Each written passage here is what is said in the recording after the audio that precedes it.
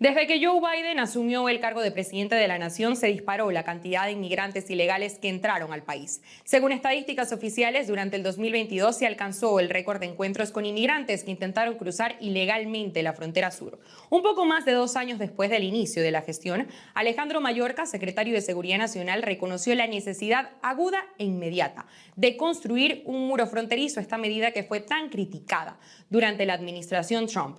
La crisis es evidente. El Departamento de Seguridad Nacional publicó un anuncio en el Registro Federal en el que describe cómo están intentando esquivar al menos 26 leyes federales, incluida la Ley del Aire Limpio, la Ley del Agua Potable Segura y la Ley de Especies en Peligro de Extinción, para retomar la construcción del muro fronterizo en el sector del Valle del Río Grande, donde aseguran que hay un alto nivel de entrada ilegal.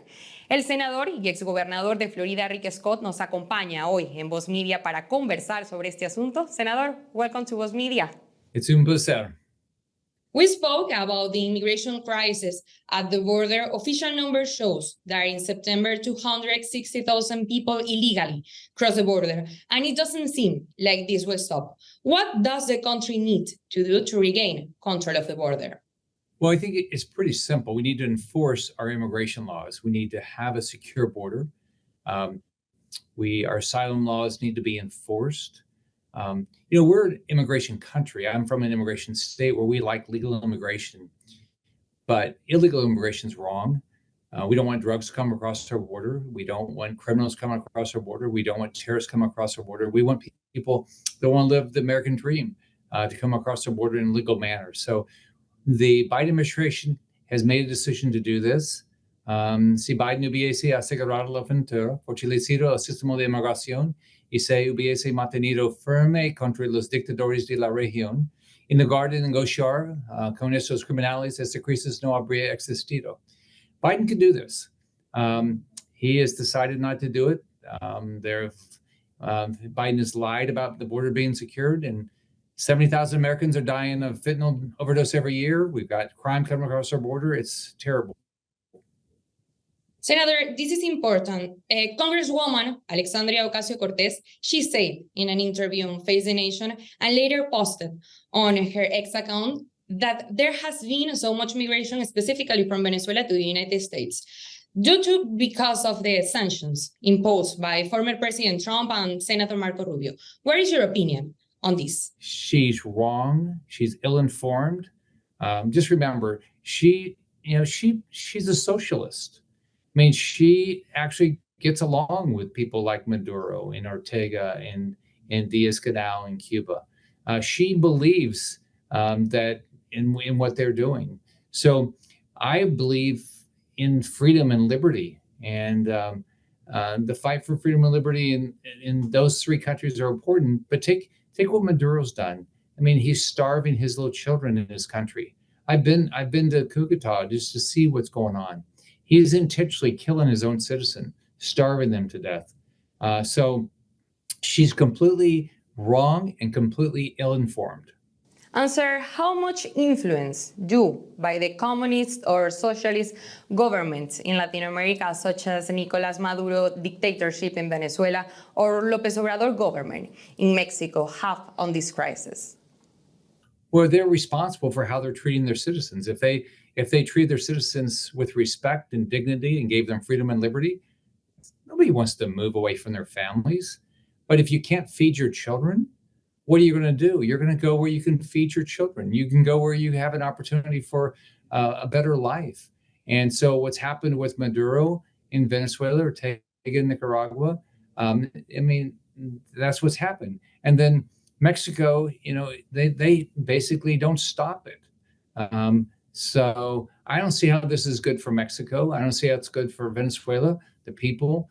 But the leaders there, they don't care. I mean, I don't understand that. If you're going to be a leader, you should worry about the safety of every one of your citizens, and you should hope for every one of the children in your country to have the opportunity to live a dream. Senator, the border wall. The crisis is evident. Alejandro Mayorkas, Secretary of Homeland Security, has admitted the need to build a border wall. To this, they are trying to bypass at least 26 federal laws. What is your opinion on this? Well, here's the same guy that said the border was secure. So maybe what he ought to do is he ought to call Donald Trump and said, "Hey, you had a secure border when you were president. What do we need to do?" Maybe that's how we could fix this. But here's a guy that doesn't enforce our asylum laws. Stopped building the wall. So I mean, but let's remember, it's not Mayorkas' problem. It's Joe Biden. Joe Biden made this decision, and Mayorkas just implemented the decision by Joe Biden to completely open our borders, allow all the drugs in, allow criminals and terrorists in, allow 70,000 people to die of drug overdoses from fentanyl every year. That's a decision that Joe Biden made personally because he doesn't care about American citizens. And with the large number of immigrants who have already entered the country, cities like New York, Chicago, with shelters full, even voices from the Democratic Party, such as the governors of Illinois and New York, have demanded Joe Biden to act quickly on the border. What can be done with all these migrants who are already here? Well, first off, you can't do anything unless you're going to secure the border. That's number one. I mean, number one, before we talk about the people who have come in, let's secure a border. Let's fix our immigration laws that we have. Let's make sure that people that want to live in our country and not be dependent on our taxpayers. Make sure that's who we bring into our country. People that want to help build this great country, that want to live in freedom. And then it's at that point, we can deal with other issues we have. But there's no reason to even talk about what we do until we start solving these problems. Senador, la crisis migratoria es uno de los asuntos que más preocupa a los estadounidenses, pero no podemos dejar pasar esta conversación sin saber su opinión sobre algunos asuntos de actualidad. Let's talk about the short-term spending bill to keep the government open until mid-November. It passed. You said it's a major victory for Florida and America. However, we know it was not easy to pass. What is next to come? What is your view on this? Well, we did a continuing resolution because the House and the Senate failed to do their basic duty and pass a budget. In America, we're dealing with inflation. We're dealing with high mortgage rates when you buy a house, high interest rates on car payments or credit cards. And we're doing it because government is not living within its means. So what we need to do is pass a balanced budget. So I work with fiscal conservatives in the House, and we work to try to say, how do we pass a budget that is responsible? We know how much money we're going to get in revenues. We should do what every family does and say, this is what we're going to get in revenues. This is how much money we're going to spend. And make sure our safety net programs actually work. People that don't need to be on a safety net program because they're able-bodied, they shouldn't get free housing. They shouldn't get free healthcare. They shouldn't get free healthcare if they're just simply not willing to work. Now, if you can't get a job, that makes sense. But there's plenty of job openings in this country right now. Now that the government has reached an agreement to avoid a shutdown, let's talk about Kevin McCarthy, who was just removed as House Speaker. We know that several Republicans disagree with McCarthy's decision. 8 of them voted to have him removed. But now everything in the House has been suspended, including committee work and investigation, such as impeachment of President Joe Biden, at least until the elects a new president. What is going to happen now? Well, on Tuesday, the House of Representatives is going to have presentations from individuals that want to be the speaker. And then hopefully starting Tuesday night, they're going to start voting to see who wins. And then we've got to get back to work to do the things that Americans sent us up here to do. But the biggest thing is we've got to get inflation under control. We've got to get interest rates down.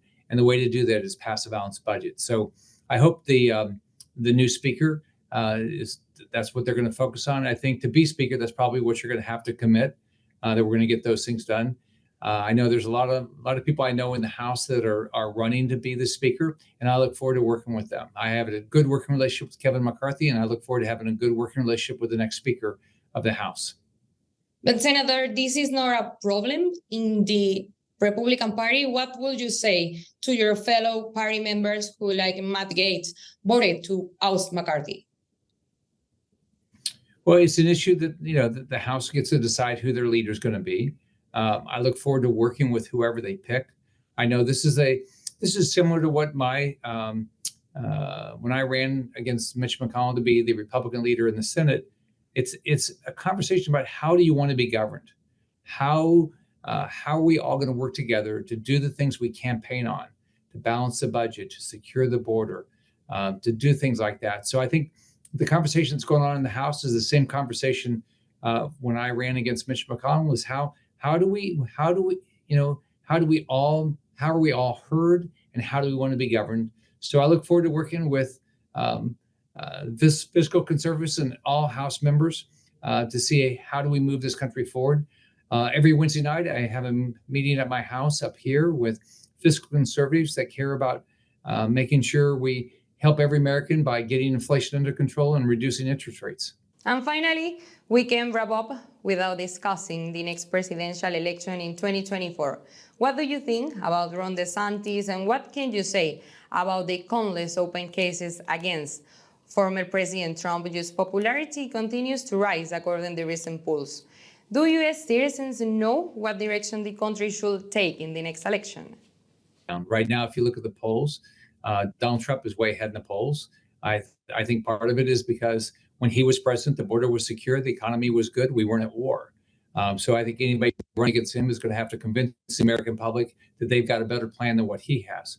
On top of that, I think a lot of people are fed up with the Biden administration's persecution against Republicans, in particular, his number one political opponent, Donald Trump.